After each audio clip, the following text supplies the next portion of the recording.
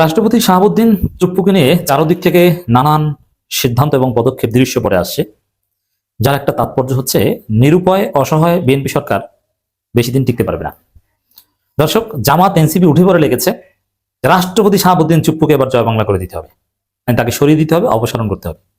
Already দেখেছেন যে জামাত ইসলামী এই রাষ্ট্রপতির বিরুদ্ধে শপথ লঙ্ঘনের অভিযোগ এনেছে, যদিও এই শাহাবুদ্দিন চুপ্পু বারবার শপথ লঙ্ঘন করেছেন এবং নাহিদ ইসলাম বলেছেন যে তাকে অভিশংসন করে গ্রেপ্তার করতে হবে।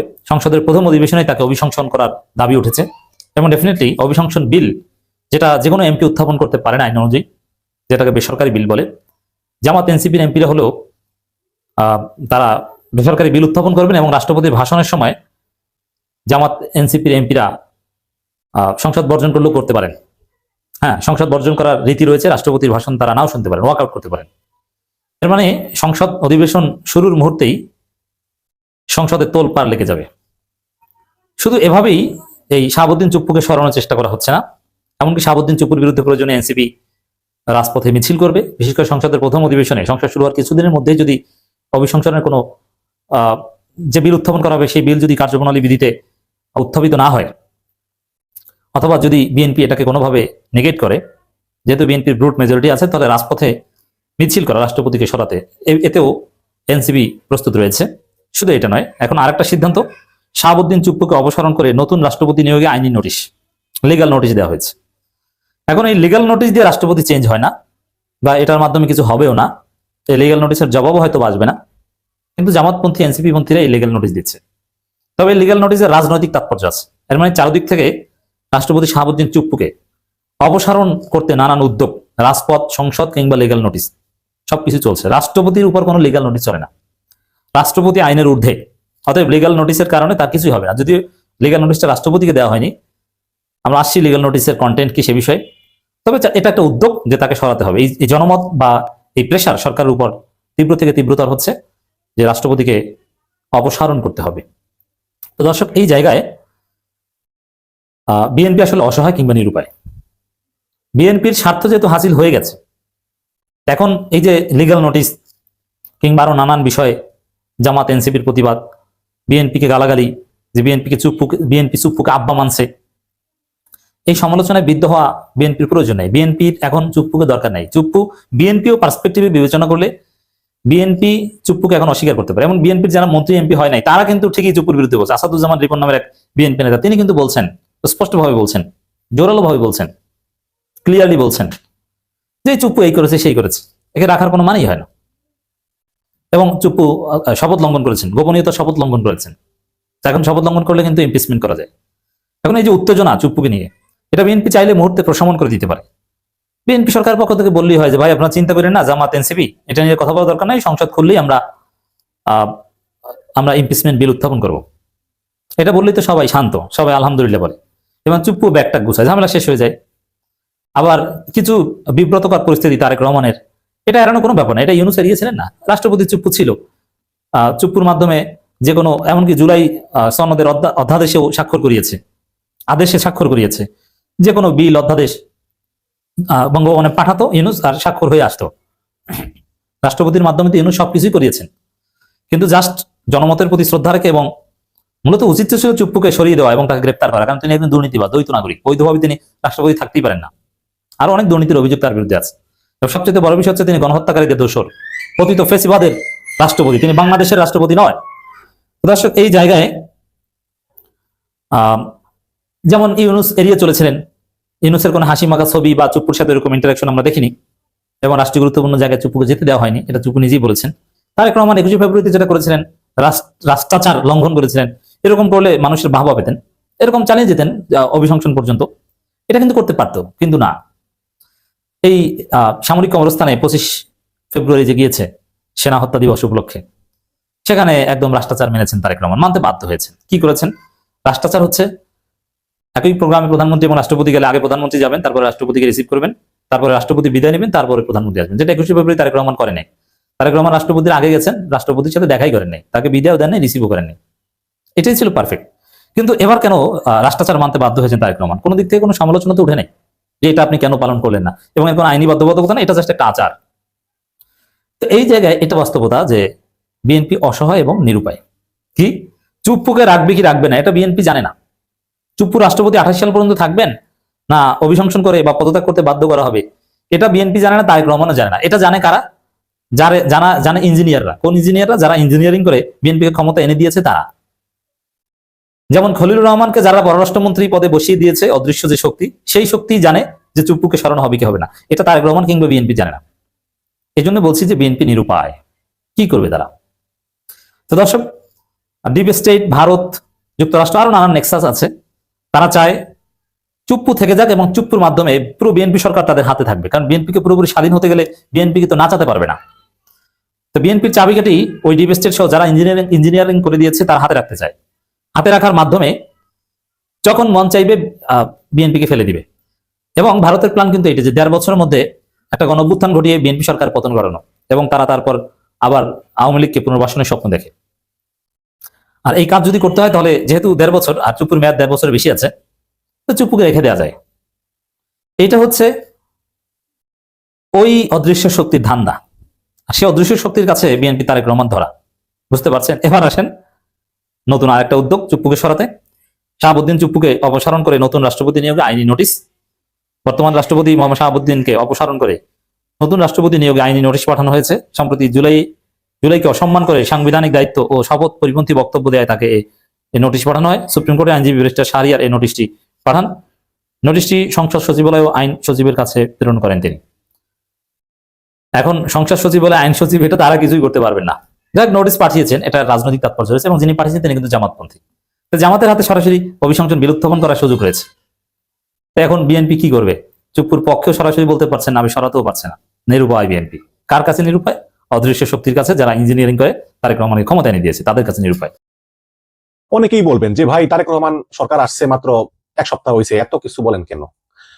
দর্শক, একটা সরকার কি করবে সেটা প্রথম থেকে কিন্তু বোঝা যায়। আমি না মানে কোনো আশার আলো দেখতেছি না। এই যে দেখেন তাজুল ইসলামকে বাদ দেওয়া থেকে শুরু করে এই যে গভর্নর হাসান এইচ মনসুরকে বাদ দিল, তাজুল ইসলামকে বাদ দিল, আস্তে আস্তে আওয়ামী লীগের সবার জামিন হয়ে যাচ্ছে, এটা ব্যাপারে পরে আসবো। কিন্তু গভর্নর হাসান এইচ মনসুরকে বাদ দিল, আমি এর কোনো কারণ দেখি না। যদি এই সরকারের ভালোটা প্ল্যান থাকতো অর্থনীতি এবং ব্যাংকিং খাত সংস্কারের, তাহলে গভর্নর আহসান এইচ মনসুরের মতো লোক কিন্তু তার কোনো বিকল্প নেই। বাট সে পথে সরকার হাঁটলো না।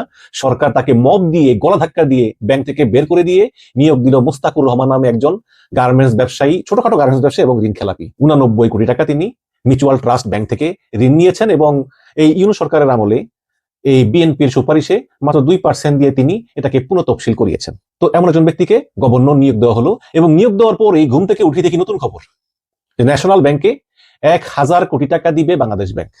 কারণ ন্যাশনাল ব্যাংকের মানে যে আমানতকারী রাস্তা তাদেরকে টাকা দিতে পারতেছে না, ন্যাশনাল ব্যাংক পুরো খালি।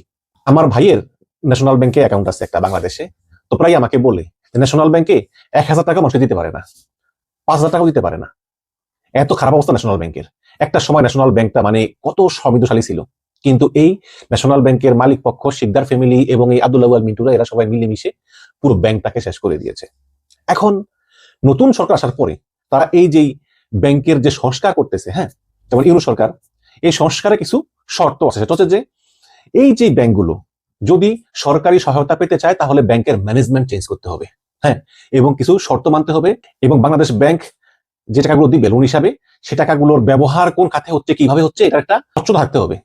কারণ একটা ব্যাংক এমনিতেই ঋণ খেলাপের ভারে জর্জরিত, তারপরে যদি নতুন সহায়তা থেকে আবারও ওই ভুয়া ঋণ দেয় তাহলে তো সমস্যা। এই সমস্ত বিষয়গুলো আসলে সুরাহা করতে না পারাই ন্যাশনাল ব্যাংকে ইউনূস সরকার ওইভাবে সহায়তা করেনি। এখন ন্যাশনাল ব্যাংকের যে বর্তমান ব্যবস্থাপনা পরিচালক আব্দুল্লাহ আল মিন্টু, তিনি তো বিএনপির বড় নেতা এবং বিএনপি ক্ষমতায় এসে যাবে মোটামুটি তিনি কনফার্ম। এর জন্য তারা আসলে চুপচাপ মুখ বুঝে সহ্য করেছেন। হ্যাঁ, তো যখনই বিএনপি সরকার ক্ষমতা এসে পড়লো মানে ওদের সহ্য হয় না, কারণ সামনে তো আবার ওই রোজার ঈদ, মানুষ টাকা পয়সা উঠানো শুরু করবে ব্যাংক থেকে। ব্যাংকে তো টাকা নাই, এই ব্যাংকের তো একদম সব খালি করে দিছে। তো এখন আর একটা দিনও সহ্য করার মতো ক্ষমতা আসলে বিএনপির ছিল না। তো গভর্নর আহসান এইচ মনসুরকে সরিয়ে নতুন গভর্নর আসার পরেই প্রথম যে কাজটা করে সেটা হচ্ছে যে এই ন্যাশনাল ব্যাংকে 1000 কোটি টাকা দিয়েছে। এখন সরকার কোথেকে দিব? সরকার মূলত আসলে টাকা ছাপাইয়া দেয় এবং টাকা ছাপাইয়া দিলে কিন্তু মুদ্রাস্ফীতি আরো বাড়ে এবং যেটার প্রভাব কিন্তু অর্থনীতিতে পড়ে। হ্যাঁ, যেটা অর্থনীতিবিদরা ভালো বলতে পারে না হচ্ছে, বাট এটা করে এই আব্দুল্লাহ আল মিন্টুকে 1,000 কোটি টাকা দেওয়া হলো। সেই লুটপাট শুরু হয়ে গেল ব্যাংক খাতে আবার, যেটা 1.5 বছর ধরে ডক্টর ইউনূস সংস্কার করেছিল। এবং শুধু কি তাই, নতুন গভর্নর মুস্তাকুর রহমান তিনি আরো বলতেছেন যে যেই সব কলকারখানাগুলো বন্ধ হয়ে যাচ্ছে বা অর্থনৈতিক সংকটে আছে তাদেরকে হেল্প করা হবে। আমরা দেখেছি যে করোনার সময়, হ্যাঁ, যখন ওই যে সমস্ত পৃথিবীতে ব্যবসা বাণিজ্য বন্ধ হয়ে গেছিল, তখন বাংলাদেশের রেমিটেন্স যোদ্ধারা তো রেমিটেন্স কি বাড়াতো, তখন এই রিজার্ভ বেড়ে বেড়ে বেড়ে বেড়ে $42 বিলিয়ন হয়েছিল। শেখ হাসিনা বলে, ওরে বাবা এত টাকা। শেখ হাসিনা করছে কি, ওই করোনার সময় যে প্রণোদনা, গার্মেন্টস ব্যবসায়ীদেরকে $8 বিলিয়ন প্রণোদনা দিয়েছিলেন সেই সময়। সেই টাকার 1 টাকা তারা ফেরত দেননি, এবং মুখ দেখে দেখে সেই আওয়ামীপন্থী গার্মেন্টস ব্যবসায়ীদেরকে এই $8 বিলিয়ন দেওয়া হয়েছিল যে করোনার সময় তারা একটা হেল্প করবে। দেখুন, বাংলাদেশে আমরা গার্মেন্টস নিয়ে আসলে খুব ইয়েতে ভুগি যে গার্মেন্টসে এত বৈদেশিক মুদ্রা আসে, গার্মেন্টস তো লাভজনক। দেখুন, একটা গার্মেন্টসে যদি 100 টাকার পণ্য বিক্রি করে, তাহলে 50 টাকার পণ্য আবার আমদানি করতে হয়, যেমন তুলা সহ আরো বিভিন্ন নানা সরঞ্জামগুলো আমদানি করে এখানে অ্যাসেম্বল করে গার্মেন্টস তৈরি করা হয়। সুতরাং গার্মেন্টসের যে টাকাগুলো আসে, ওগুলো কিন্তু আবার অর্ধেক আবার ওই আমদানিতে আবার চলে যায়, ওই রেমিটেন্সের মতো একদম টাকাটা একদম মানে সরাসরি এসে পড়ে না। তো এইসব বিষয়গুলো তো আছে। সুতরাং করোনার সময় এই পোশাক ব্যবসায়ীদের $8 বিলিয়ন প্রণোদনা দিয়ে শেখ হাসিনা $8 বিলিয়ন লুটপাটে সুযোগ করে দিয়েছিলেন। এখন এই সরকার আবার সেই প্রণোদনা, কলকারখানা কাদের বন্ধ হয়ে গিয়েছে তাদেরকে প্রণোদনা, এই প্রণোদনা দিলে ওই টাকা পয়সা কোনোদিন ফেরত যায় না। আমি চ্যালেঞ্জ করে বলতে পারি, এই আব্দুল্লাহ আল মিন্টু এই 1,000 কোটি টাকা সে কোনোদিনই ফেরত দিবে না, কোনোদিনই দিবে না, এইভাবে চলতেই থাকবে। ইউনূস সরকার অ্যাসালামের যে ব্যাংকগুলো ছিল, যেমন ফার্স্ট সিকিউরিটি ইসলামী ব্যাংক, সোশ্যাল ইসলামী ব্যাংক, তারপরে ইসলামী ব্যাংক যেটা জামাত থেকে নিয়েছিল, ইউনিয়ন ব্যাংক, সব 7টাকে একত্রিত করে তিনি বলেছিলেন যে এই ব্যাংকগুলো স্বয়ংসম্পূর্ণ হতে 5টা বছর সময় লাগবে। মাঝে মধ্যে কষ্ট লাগে, মানে বসুন্ধরা গ্রুপের কালের কণ্ঠ পত্রিকা, এই বসুন্ধরা লুটেরারা তাদের মিডিয়া দিয়ে যেভাবে মানুষের চরিত্র হরণ করে, আজকে দেখলাম বসুন্ধরা বলতেছে যে উপদেষ্টারা নাকি সরকারি বাসভবন ছাড়তেছেন না মবের ভয়ে, অথচ ইউনূস সরকারের সকল উপদেষ্টারা অলরেডি বাসা ছেড়ে চলে গিয়েছে। ইউনূস যমুনা ছাড়বেন আগামীকালকে, মাত্র 2 জন উপদেষ্টা এখনো আছেন, এখনো যান নাই, তারাও খুব শীঘ্রই চলে যাবেন। অথচ এই কালের কণ্ঠ বলতেছে উপদেষ্টারা নাকি মবের ভয়ে বাসা ছাড়তেছেন না। এবং আবার কালের কণ্ঠ বলতেছে যে ব্যাংক খাতকে ডুবিয়ে নিজের আখের গুছিয়ে বিদায় আহসান মনসুরের। দুবাইতে মেন নামে 45 কোটি টাকার ফ্ল্যাট, এই দুবাই মেন নামে ফ্ল্যাট, আমি বারে বারে বহুবার বলছি, এই ফ্ল্যাট কিনা হয়েছিল 2023 সালে, তখন শেখ হাসিনা ক্ষমতা ছিল, তখন তিনি কিন্তু এই গভর্নর ছিলেন না। এবং দেখেন, ব্যাংক ঋণে সুদের হার 12 থেকে 16%, এটা করতে হয়, পৃথিবীর সব দেশ সেটা করে, যখন অর্থনীতি খারাপ হয়ে যায় তখন সুদের হার একটু বাড়ায়। হ্যাঁ, এটা সব দেশেই করে মুদ্রাস্ফীতি কন্ট্রোল করার জন্য। এখনো চড়া মুদ্রাস্ফীতি ঠিক হতে সময় লাগে, বাট উনি রাইট ট্র্যাকে ছিলেন। খেলাপি ঋণ বেড়ে 36% হয়েছে। খেলাপি ঋণ হচ্ছে কি, ওই শেখ হাসিনারা বলে ওই সামান্য একটু কিছু দিয়ে টিয়ে দিলেই বলতো চাচা তুমি আর খেলাপি না, ওই পূর্ণ তফসিলীকরণটা অনেক সহজ ছিল। কিন্তু আওতানি মুসলিম বলেছে যে না, এইভাবে হইব না, তুমি এই খেলাপি ঋণ অন্তত অর্ধেক দিতে হবে বা 25% দিতে হবে। তখন অনেকেই আর এটা করতে পারে নাই। শেখ হাসিনারা বলে শেখ হাসিনা ইচ্ছা করে এই খেলাপি ঋণ কম করে দেখাতো, কিন্তু আহসানিজ মনসুর প্রপার তিনি দেখাতো যে তুমি খেলাপি, এটা হাইড করার তো কিছু নেই। এই আলোর মুখ দেখেনি সম্মিলিত ইসলামী ব্যাংক আলোর মুখ দেখেছে, সরকার এদেরকে সাহায্য করতেছিল, কিন্তু এতগুলো ব্যাংক লুটপাট করে সব টাকা বাইরে নিয়ে গেছে, আসালাম থেকে শুরু করে সালমান রহমানরা, এই লুটেরারা, এগুলো আবার ঠিকভাবে আসতে সময় লাগতো, 5টা বছর সময় লাগতো, কিন্তু আমরা তো দেইনি, তাই না? 5টা বছর সময় লাগতো। 14 মাসে 100 দিন বিদেশ সফর, আমি জানি না 14 মাসে 100 দিন যদি বিদেশ সফর করেই থাকে, আমি তো বলেছি তিনি আমেরিকা, ইংল্যান্ড, সিঙ্গাপুর সব জায়গায় শুধু এই যে টাকা পাচার গুলো হয়েছে এগুলো ফেরত আনার জন্য তিনি যার পৌনায় চেষ্টা করেছেন। এবং আমি বলছি গতকালকে যে যুক্তরাজ্যে সাইফুজ্জামান জাবেদের সব বাড়িঘর সরকার সিজ করেছে, সালমান রহমানের বাড়িঘর সিজ করেছে, সিঙ্গাপুরে বিভিন্ন জায়গায় কাজ চলতেছে, আমেরিকার চেষ্টা চলতেছে, সব কিন্তু এই গভর্নর আহসানিজ মনসুরের কারণে। এটাই আসলে এই আওয়ামী এবং বিএনপি পন্থী লুটেরাদের সহ্য হলো না, তাকে সরিয়ে দিল, এবং সরিয়ে দেওয়ার পরে 2 দিনও সহ্য হলো না, কালকে সরিয়ে দিছে, আজকে আবার নতুন গভর্নরের কাছ থেকে 1,000 কোটি টাকা আবার নিয়ে গেল, আবার নাকি নতুন নতুন প্রণোদনাও দেওয়া হবে। তো এই হচ্ছে গিয়ে তারেক রহমানের প্ল্যান। এবং অনেকে বলবেন যে ভাই হয়তো তারেক রহমান জানে না, আবার কালকে দেখলাম যে গভর্নর আহসানিজ মনসুরকে বাদ দেওয়ার কারণে যারা বিএনপি করে বা একটু নীতিবার আর কি, তারা একটু মানে কষ্ট পেয়ে বলতেছে যে মিশন ভাই তারেক রহমানকে ভুল বোঝানো হয়েছে। আমি বলছি ভাই, তো শেখ হাসিনার কথা স্মরণ করে দিলেন। আওয়ামী লীগ এরকম বলতো যে শেখ হাসিনাকে ভুল বোঝানো হচ্ছে, তারেক রহমানকে ফিডার খায় শিশু, তাকে কিভাবে ভুল বোঝানো হবে? আর যেই লোককে তার অধ্যস্তনরা ভুল বুঝিয়ে বিপথে পরিচালিত করতে পারে, সেই লোকে তো প্রধানমন্ত্রী হওয়ারই যোগ্য না, তাই না? তো এগুলো বলে লাভ নাই, তারেক রহমান সবই জানে, দুনিয়ার সবাই জানে, এত সমালোচনা দেশে বিদেশে যে একজন সৎ গভর্নরকে সরে দিল আর তারেক রহমান জানে না। হ্যাঁ, এই ধরনের কথাবার্তা এখন আর পাবলিক খায় না, এবং পাবলিক কিন্তু বোঝে। এবং এই প্রথম 7 দিনে আর কি মানে হতাশা ছাড়া আমি আর কিছু দেখি না, আবার সেই পুরানো ধারা, আবার সেই লুটপাট। এই যে দেখেন, সকালে দেখলাম যে আব্দুর রহমান বদির জামিন হয়ে গেল, নারায়ণগঞ্জের আইভির জামিন হয়ে গেল। আইভির জামিনটা ঠিক আছে, এটা আসলে আইভি তো সৎ রাজনীতি করতো, পরিচ্ছন্ন রাজনীতি করতো, আইভিকে আসলে গ্রেপ্তার করাটা। কিন্তু দেখুন যে আওয়ামী লীগের লোকদের জামিন দিবে যদি তাদের নামে কোনো মামলা না পাওয়া যায় বা কোনো অপরাধ না পাওয়া যায়, জামিন দিকে কোনো সমস্যা নেই। কিন্তু সমস্যা হচ্ছে যে তারা বের হয়ে আবার যখন এই নিষিদ্ধ ঘোষিত একটা দলের পক্ষে কার্যক্রম শুরু করে, এটা কিন্তু আরেকটা সমস্যার বিষয়, যে হ্যাঁ আপনি জামিন দিয়ে দিলেন, তাদের নামে কোনো মামলা নাই, বাট তারা বের হয়তো তারা চেষ্টা করবে যে যেই দলের কার্যক্রম স্থগিত করা হয়েছে সেই দলের পক্ষে তারা মিটিং করবে, মিছিল করবে, গোপনে উৎসাহ দিবে। কিন্তু এটা কেন করতে সরকার? তার মানে কি আওয়ামী লীগের সঙ্গে সমঝোতা হয়ে গিয়েছে? এদিকে আবার ইন্ডিয়া থেকে শেখ হাসিনা বলতেছে যে 7ই মার্চ, 26শে মার্চ সহ এইরকম বিভিন্ন দিনগুলোতে আওয়ামী লীগের ব্যাপক লোক ঢাকা শহরে সমাবেশ করবে, তারা তাদের শক্তি জানান দিবে, এরকম বিভিন্ন প্ল্যান চলতেছে। ওদিকে আবার আমরা এও শুনতেছি যে তলে তলে নাকি বিএনপির সঙ্গে সমঝোতা হয়ে গিয়েছে। যুগান্তর পত্রিকা লিখেছে যে গুছিয়ে রাজনীতি করতে চায় আওয়ামী লীগ, একটু স্পেস চায় বিএনপির কাছে। হ্যাঁ, এখানে লিখেছে যে ভোটের আগে নো ভোট ক্যাম্পেইন চালালেও নির্বাচন প্রতিহত করতে বড় কোনো কর্মসূচি দিতে দেখা যায়নি আওয়ামী লীগকে, দেওয়ার ক্ষমতা তাদের নাই। নির্বাচনের পর রাজনৈতিক সরকার ক্ষমতায় আসায় এবং ইউনূসের বিদায় হওয়ায় আওয়ামী লীগ এখন তুলনামূলক স্বস্তিতে আছে। ঢাকা সহ বিভিন্ন জেলা উপজেলায় দলটি নেতাকর্মীরা কার্যালয় খুলে প্রবেশ করতেছে, আবার কোথাও কোথাও অবস্থানও নিয়েছে, আবার কোথাও কোথাও আবার কার্যালয় খোলা কেন্দ্র করে হামলা, পাল্টা হামলা, ভাঙচুরও ঘটেছে। তারপরেও বিএনপির অবস্থানকে ইতিবাচক হিসাবে দেখছে আওয়ামী লীগ। আওয়ামী লীগ মনে করতেছে যে সরকার আসলে আওয়ামী লীগকে ফেরার সবুজ সংকেত অলরেডি দিয়ে দিয়েছে। গণঅভ্যুত্থান পরবর্তী ইউনূস সরকার আওয়ামী লীগের বিরুদ্ধে কঠোর অবস্থানে ছিল, পাশাপাশি জামাত ইসলাম এবং নাগরিক পার্টি এনসিপি আওয়ামী লীগের রাজনীতিতে ফেরার ঘোর বিরোধী অবস্থান নেয়। এমন প্রেক্ষাপটে এখন যেহেতু বিএনপি নমনীয় হয়েছে, এই নমনীয়তা হওয়ার কারণেই স্থানীয় পর্যায়ে দলীয় কার্যালয়গুলো খোলা সম্ভব হয়েছে। এইরকম আলোচনা আছে আওয়ামী লীগের ভিতরে। ফলে মূলত আওয়ামী লীগ এখন বিএনপির দিকেই তাকিয়ে আছে। আওয়ামী লীগ মনে করতেছে যে ইউনূস সরকার তাদের কার্যক্রমে যে নিষেধাজ্ঞা দিয়েছিল সেই নিষেধাজ্ঞা শীঘ্রই প্রত্যাহার করা হতে পারে, এবং সব মিলিয়ে এখন আওয়ামী লীগের প্ল্যান যে এখন সহিংসতা এড়িয়ে সংগঠনকে পুনর্গঠন করা, যেমন ওই ইউনিয়নে জেলায় টেলায় নতুন করে কমিটি দেওয়া এবং বিতর্কিত নেতাদেরকে বাদ দিয়ে নতুন করে নেতৃত্ব গঠন করা। এগুলো করে তারা রাজনৈতিক প্রস্তুতিতে মনোযোগী হবে। তবে কার্যকর হয় মাঠে ফিরতে আওয়ামী লীগ সরকারের রাজনৈতিক সারের একটু স্পেস দেওয়ার দিকে তাকিয়ে আছে। আওয়ামী লীগের একমাত্র ভরসা এখন বিএনপি। তো আমি তো আমার দেশে বিভিন্ন হিন্দু কমিউনিটির সঙ্গে আমার যোগাযোগ আছে, তাদেরকে জিজ্ঞেস করলাম যে এইবার ভোট দিচ্ছেন কারে। সবাই বলছে যে এবার বিএনপিকে ভোট দিছে, কোনো হিন্দু জামাতকে ভোট দেয় নাই। এটা অবশ্যই জামাতের ব্যর্থতা, কারণ একজন হিন্দু যদি, সেও তো একটা ভোটার তাই না, সে যদি মনে করে যে জামাত আমার এক্সপেকটেশন ফুলফিল করে না, তাহলে তো তারা জামাতে ভোট দিবে না। এটা সবসময় বলি যে যে কোনো রাজনৈতিক দল তারা যদি ভোটারদের মন জয় করতে না পারে তাহলে সেটা ওই দলের ব্যর্থতা।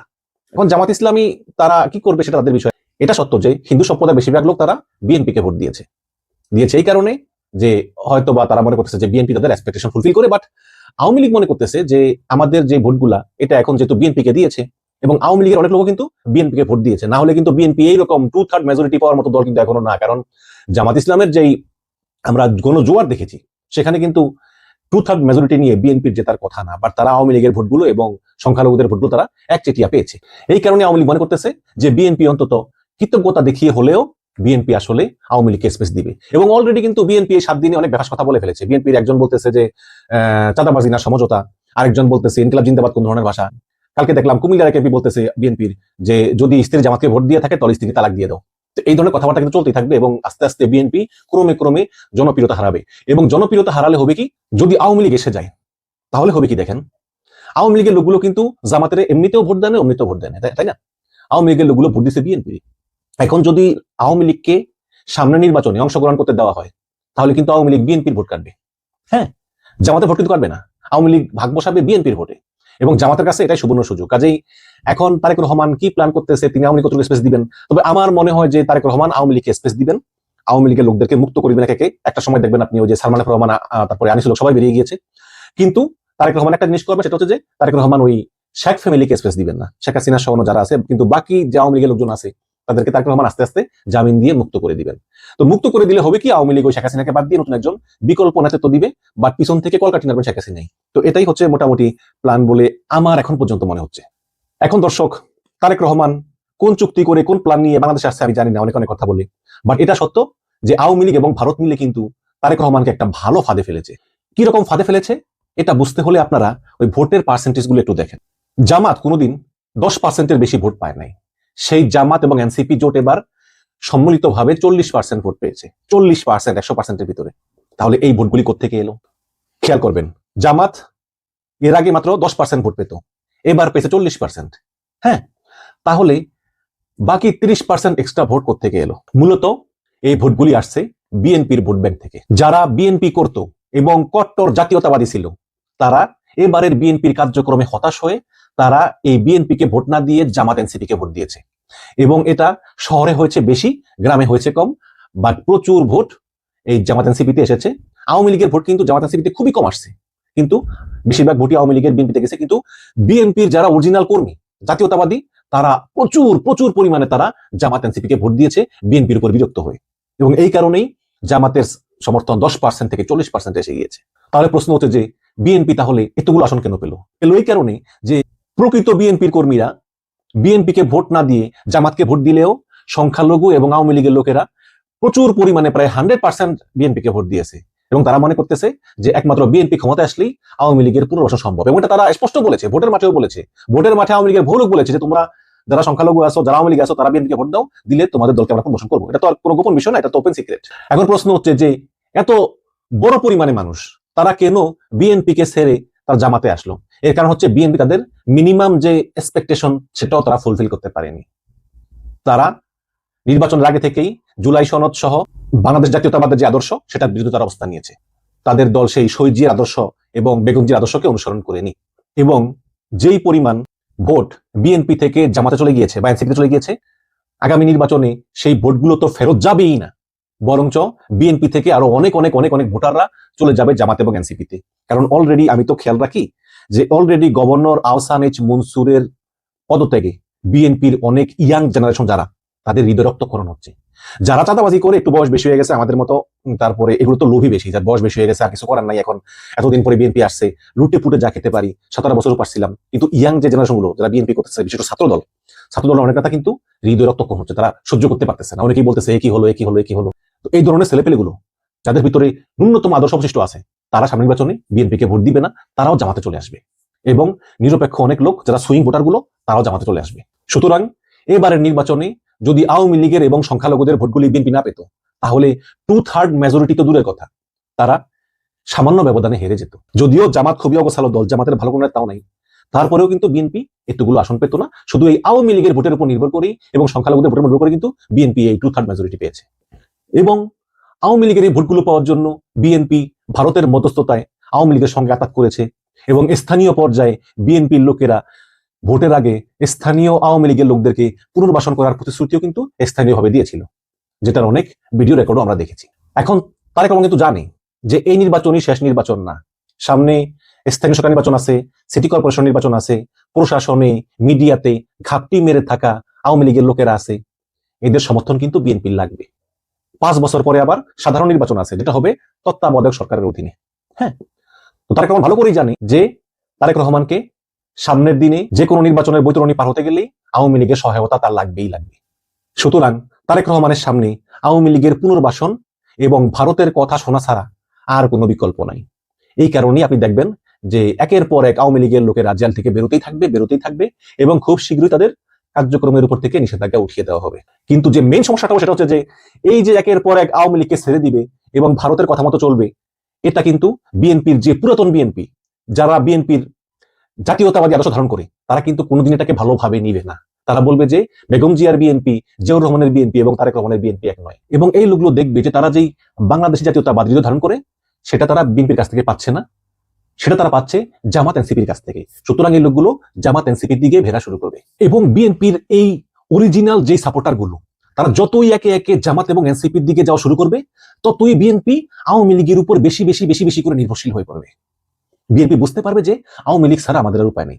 এটা উপলব্ধি করতে পেরে বিএনপি আরো বেশি বেশি করে লীগের পুনর্বাসন করবে, বেশি বেশি করে লীগের লোকদেরকে জেল থেকে ছেড়ে দিবে, এবং বেশি বেশি করে ভারতের সঙ্গে আঘাত করবে, শুধু এই লীগের এবং সংখ্যালঘুদের সমর্থনটাকে ঠিক রাখার জন্য। আস্তে আস্তে বিএনপি যে অরিজিনাল বিএনপি যে কোর সমর্থক, এটা দুর্বল হতে হতে হতে হতে বিএনপি ক্ষমতায় থাকবে 5 বছর, কিন্তু জনগণের কাছে একটি অপ্রাসঙ্গিক দলে পরিণত হবে, এবং এটা কিন্তু খুবই ভয়ঙ্কর। যেমন আওয়ামী লীগ 15 বছর ক্ষমতায় ছিল, জাতীয় পার্টি ছিল, কিন্তু জনগণের কাছে এদের বিন্দু মাত্র প্রাসঙ্গিকতা ছিল না। এই কারণেই পাশের ঘরের মতো ক্ষমতা ছাড়ার পর একদম দুমড়ে মুচড়ে পড়ে গিয়েছে। এখন এই বিএনপি 5 বছর ক্ষমতা থাকলেও তাদের যে কোর সমর্থক, কিছু চাঁদাবাজ লুটেরা ছাড়া আস্তে আস্তে সবাই বিএনপির কাছ থেকে সরে যাবে এবং জামাত এনসিপিতে যোগ দিবে, এবং বিএনপিটা বুঝতে পেরে আরো বেশি বেশি করে আওয়ামী লীগের উপর নির্ভরশীল হয়ে পড়বে, এবং আওয়ামী লীগের সুযোগ বুঝে বিএনপিকে ব্যবহার করবে। কিন্তু একটা সময় যখন আওয়ামী লীগ বুঝবে যে তারা বিএনপির উপর ভোট দিয়ে এনাফ শক্তিশালী হয়েছে, তখন তারা বিএনপিকেও পট বাড়ি দিয়ে ফেলে দিবে। ফেলে দেওয়ার পরে বিএনপি একুলো হারাবে, তখন মূল দুইটি শক্তি হবে আওয়ামী লীগ এবং জামাত। মাঝ দিয়ে কিন্তু বিএনপি হারিয়ে যাবে শুধু এই তারেক রহমানের এই আই হ্যাভ এ প্ল্যান, কোন প্ল্যান আমি জানি না, এই প্ল্যানের কারণে। এবং আপনারা দেখবেন যে বিএনপি আস্তে আস্তে আস্তে আস্তে নিঃশেষ হয়ে যাবে এবং আওয়ামী লীগ আস্তে আস্তে আস্তে আস্তে আবার পুনর্জীবন লাভ করে শক্তিশালী হয়ে উঠবে। শক্তিশালী হয়ে উঠলে এই বিএনপি আওয়ামী লীগের মাঝেই হারিয়ে যাবে। সুতরাং তারেক রহমান আওয়ামী লীগ এবং ভারতের একটা দুষ্ট চক্রে পড়ে গিয়েছে। এই চক্র থেকে তারেক রহমানের আর মুক্তি নেই, কারণ তিনি অলরেডি ফাঁদে পা দিয়ে ফেলেছেন। এবং দর্শক, এই বিএনপির যে ভুল রাজনীতি, তারেক রহমানের যে ভুল প্ল্যান, এই ভুল প্ল্যানের সুযোগ নিয়ে পরিকল্পিতভাবেই ভারত এবং আওয়ামী লীগ এই তারেক রহমানকে দিয়ে এই প্ল্যানগুলো করিয়েছে, যে প্ল্যানগুলো সেই 5ই আগস্টের পরে যে বাংলাদেশিদের চেতনা, জুলাই গণঅভ্যুত্থান, এগুলোর সরাসরি বিরুদ্ধে অবস্থান নিচ্ছে বিএনপি। এবং এই কারণেই আস্তে আস্তে বিএনপি জনসমর্থন কমতেছে, আরো কমবে, কমতে কমতে কমতে কমতে তার একটা সময় পুরোপুরি আওয়ামী লীগের সমর্থকদের উপর এবং সংখ্যালঘু হিন্দুদের উপর নির্ভর হয়ে পড়বে। কিন্তু যারা প্রকৃত জাতীয়তাবাদী বিশ্বাসী তারা চলে যাবে জামাত এবং এনসিপিতে। যখন আওয়ামী লীগ বুঝতে পারবে যে তারা এনাফ শক্তি সঞ্চয় করেছে, তখন আওয়ামী লীগ তাদের ভোটারদেরকে এবং সংখ্যালঘু হিন্দুদেরকে বলবে, এখন তোমরা আর বিএনপিকে ভোট দিও না, এখন আমাদেরকে ভোট দাও। তখন বিএনপি একুলো হারাবে, ওকুলো হারাবে। বিএনপি তখন জাতীয় পার্টির মতো হয়ে যাবে। বাংলাদেশে নতুন দল হবে দুইটা, আওয়ামী লীগ এবং জামাত। এবং সেই দিনটা আর বেশি দূরে না। দর্শক, আপনারা কি ভাবছেন কমেন্টে জানাবেন। বাট আমি বিএনপি রাজনৈতিক ভবিষ্যৎ ভালো দেখি না। তারা দিনে দিনে জনগণের কাছে অপ্রাসঙ্গিক হয়ে যাচ্ছে। ভালো থাকবেন, ধন্যবাদ।